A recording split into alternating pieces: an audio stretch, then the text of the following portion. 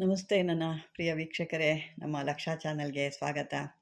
ವೀಕ್ಷಕರೇ, ನಾನು ಕಳೆದ ವೀಡಿಯೋಲಿ ನಿಮಗೆ ಮೋಹಿನಿ ಮಂತ್ರ ಯಂತ್ರ ಅಂತ ಹೇಳಿದ್ದೆ. ಮೋಹಿನಿ ಮಂತ್ರ ನಾನು ಕೊಟ್ಟಿದ್ದೆ, ಯಂತ್ರ ನಾನು ಹಾಕಿರಲಿಲ್ಲ, ಯಾಕೆ ಭಾಳ ಜಾಸ್ತಿ ದೊಡ್ಡದಿದೆ, ಅದನ್ನು ಕವರ್ ಮಾಡಲಿಕ್ಕಾಗಲ್ಲ ಅಂತ ಅಂದ್ಬಿಟ್ಟು ಈಗ ಅದೇ ಮಂತ್ರನ, ಅದು ಒಂದು ಚಕ್ರನ ನಿಮಗೆ ತೋರಿಸ್ತಾ ಇದ್ದೀನಿ.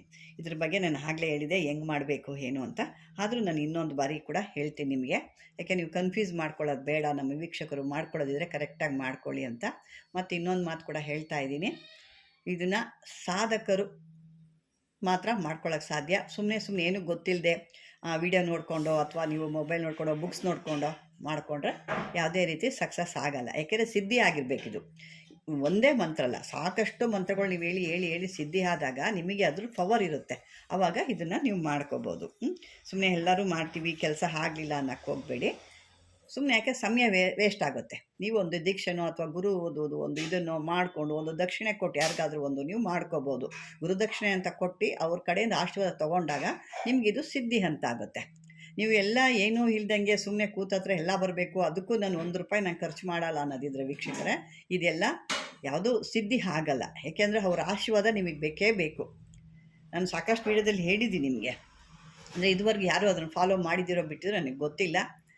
ಒಂದು ಗುರು ಒಂದು ಅವ್ರ ಕಡೆಯಿಂದ ಒಂದು ಆಶೀರ್ವಾದ ಅಂತ ತಗೊಳ್ಳಿ, ಆವಾಗ ನಿಮಗಿದು ಒಂದು ಸಿದ್ಧಿ ಅಂತ ಆಗುತ್ತೆ. ಹಾಗಾಗಿ ಇದನ್ನು ಅದೇ ನಾನು ಹೇಳಿದ್ದೆ ಮೊದಲೇ, ನಾನು ಯಾವ ರೀತಿ ಮಾಡಬೇಕು ಇದನ್ನು. ನೀವು ಸ್ಟಾರ್ಟ್ ಮಾಡೋ ಟೈಮಲ್ಲಿ ಷಷ್ಠಿ, ಇವತ್ತು ಷಷ್ಠಿ ಇದೆ ನೋಡಿ, ಷಷ್ಠಿ ತಿಥಿ ಇರುತ್ತೆ ಅಥವಾ ವಿಶಾಖ ನಕ್ಷತ್ರ ಇರುತ್ತೆ.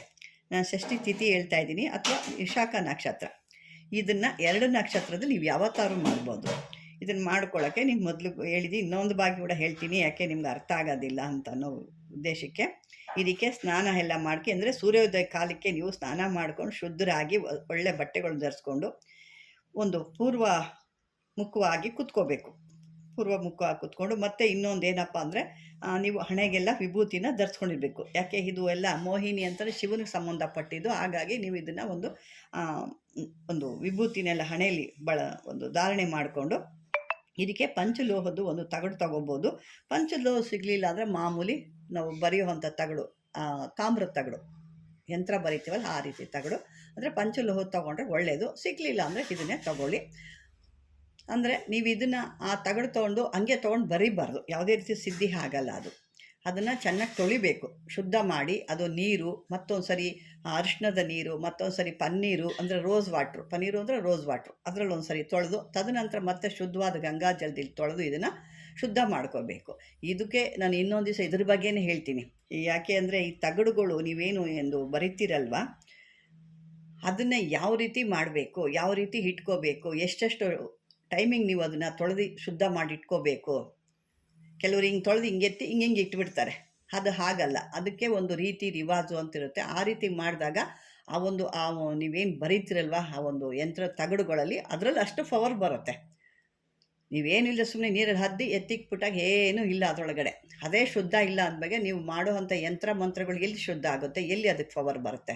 ಅದರದ್ದೇ ಒಂದು ವಿಡಿಯೋ ನಾನು ಮಾಡ್ತೀನಿ ನೆಕ್ಸ್ಟ್ ಒಂದು ಇದರಲ್ಲಿ, ಆಗ ಅದರಲ್ಲಿ ನೋಡ್ಕೊಳ್ಳಿ. ಈಗ ನಾನು ಇದನ್ನು ಶುದ್ಧ ಮಾಡ್ಕೊಳ್ಳಿ. ಈ ರೀತಿಯೆಲ್ಲ ಶುದ್ಧ ಮಾಡ್ಕೊಂಡಾದ ನಂತರ ಇದನ್ನು ನಾನು ಹೇಳಿದ್ನಲ್ಲ ಮೊದಲಾಗೆ, ನಾನು ಆ ವಿಡಿಯೋದಲ್ಲಿ ಕೂಡ ಹೇಳಿದ್ದೀನಲ್ವ, ಅದನ್ನು ವಿಭೂತಿಲಿ ಅಥವಾ ವಿಭೂತಿ ಮತ್ತು ನಾನು ಈ ಜವಾದು ಹತ್ತರು ಇವೆಲ್ಲ ಹೇಳಿದ್ದೀನಿ. ಅದರಲ್ಲಿ ವಿಭೂತಿಲಿ ತೊಗೊಂಡು ಮೊದಲು ಬರ್ಕೋಬೇಕು, ಅದ್ರ ಮೇಲೆ ಇದನ್ನು ಈ ರೀತಿ ಬರ್ಕೋಬೇಕು. ಯಾರ ಹೆಸರು ಇರುತ್ತೋ ಆ ಹೆಸರನ್ನ ಕೊನೆಯದಾಗಿ ಮಂತ್ರದಲ್ಲಿ ಸೇರಿಸ್ಕೋಬೇಕಾಗುತ್ತೆ. ಈ ಯಂತ್ರನ ಈ ರೀತಿಯಾಗಿ ಬರ್ಕೊಂಡು ಪೂಜೆ ಮಾಡ್ಕೊಂಡು ಚಕ್ರದ ಮೇಲೆ ಇಟ್ಟು ಆ ವ್ಯಕ್ತಿ ಕಾಲು ಕೆಳಗಿನ ಮಣ್ಣು ಒಂದು ಇಂಪಾರ್ಟೆಂಟು. ಯಾಕೆಂದರೆ ನೀವು ಇವತ್ತು ಹೇಳಿದ್ದೀನಿ ಇವತ್ತೇ ನಾನು ಮಾಡಿಬಿಡ್ತೀನಿ ಅಂತಲ್ಲ, ಅವ್ರದ್ದು ಒಂದು ಸಂಬಂಧಪಟ್ಟದ್ದು ವಸ್ತು ಇರಬೇಕಲ್ಲಿ, ಏನೂ ಇಲ್ಲದೆ ಮಾಡಲಿಕ್ಕಾಗಲ್ಲ. ಅವ್ರ ಕಾಲಿಂದ ಮಣ್ಣು ಏನೋ ಒಂದು ಇವತ್ತಿಲ್ಲ ಅಂದರೆ ಇನ್ನೊಂದು ದಿವಸ ಮಾಡಿ, ಅಂದರೆ ಶೇಖರಣೆ ಮಾಡಿ ಇಟ್ಕೊಂಡಿರಿ. ಆ ಸಮಯ ಬಂದಾಗ ಶೇಖರಣೆ ಮಾಡಿ ಇಟ್ಕೊಂಡಿದ್ದು ಇದನ್ನು ಪ್ರಯೋಗ ಮಾಡ್ಬೋದು. ನೀವು ಅವತ್ತಿಗವತ್ತೇ ನಡೆಯಲ್ಲ ಇದು ಕೆಲಸ. ಅವತ್ತೇನೋ ರೆಡಿ ಇತ್ತು ಅಂದರೆ ಮಾಡ್ಕೋಬೋದು ನೀವು ಅಷ್ಟೇ. ಇದನ್ನು ಮಂತ್ರ ಹೇಳಬೇಕಾದ್ರೆ ನೀವು 108 ಸಾರಿ ಜಪ ಮಾಡಬೇಕು. ಮೊದಲೇ ನೀವು 1008 ಸಾರಿ ಜಪ ಮಾಡಿ ಇಟ್ಕೋಬೇಕು. ಅಮಾವಾಸ್ಯೆ ಹುಣ್ಣಿಮೆಗಳಲ್ಲಿ ಈ ಥರ ಪುಷ್ಯ ನಕ್ಷತ್ರಗಳಲ್ಲಿ ಇಂಥದ್ದೆಲ್ಲ ಮಾಡಿಟ್ಕೊಂಡಾಗ ನೀವು ಮಾಡೋ ದಿವಸ 108 ಸಾರಿ ಮಾಡಿದ್ರೆ ಸಾಕು. ಮಾಡಿ ಅವರ ಹೆಸರನ್ನ ಕೊನೆಯದಾಗಿ ಹೇಳಿ ಮತ್ತೆ 3 ದಿವಸ ಇದನ್ನು ಪೂಜೆ ಮಾಡಿ ಮತ್ತೆ ಆ ಹೆಸರು ಹಳಿಸಿ ಮತ್ತೆ ಹೊಸದಾಗಿ ಮತ್ತೆ ಅವ್ರ ಹೆಸರನ್ನ ಬರೀಬೇಕು. ಇದನ್ನು ಬರೆದು ನೀವು ಮತ್ತೆ ಇದನ್ನೆಲ್ಲ ಮಾಡಿ ಆ ಒಂದು ಪುನುಗು ಜವಾದು ಈ ಒಂದು ವಿಭೂತಿ ಹೇಳಿದ್ದೀನಲ್ವ ಅದನ್ನೆಲ್ಲ ಮಿಕ್ಸ್ ಮಾಡಿಬಿಟ್ಟು ನೀವು ಹಣೆಗೆ ತಿಲಕನ ಇಟ್ಕೊಂಡು ಅವರ ಎದುರುಗಡೆ ಓಡಾಡ್ತಾ ಇರಬೇಕು.